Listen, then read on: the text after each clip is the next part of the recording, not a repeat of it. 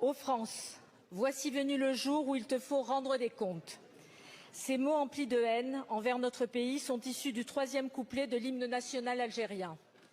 Le président Tebboune vient de généraliser son utilisation par décret, alors que ces paroles n'étaient prononcées que lors du congrès du FLN. Quel désaveu pour le président Macron, qui prétendait vouloir donner un nouvel élan à la relation entre la France et l'Algérie. Ce n'est pas le premier camouflet.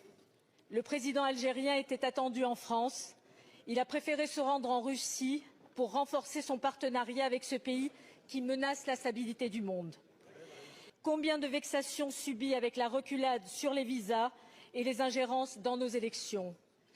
Combien de fois l'exécutif a renoncé pour s'attirer les grâces d'un pouvoir qui vit sur une rente mémorielle depuis 60 ans?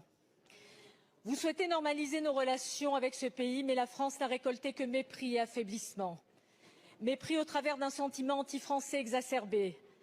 Affaiblissement diplomatique à cause de ce choix de nous tourner vers l'Algérie au détriment de nos alliés marocains.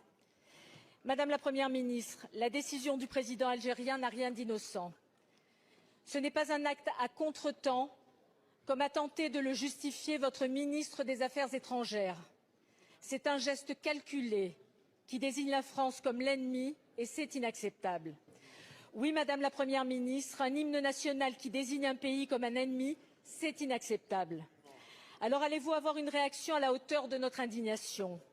Allez-vous prendre des mesures fortes, telles que l'abrogation demandée par notre groupe de l'accord de 1968 qui facilite l'immigration algérienne en France? Allez-vous tout simplement reprendre le contrôle et donner à notre pays tout le respect qu'il mérite? Je vous remercie.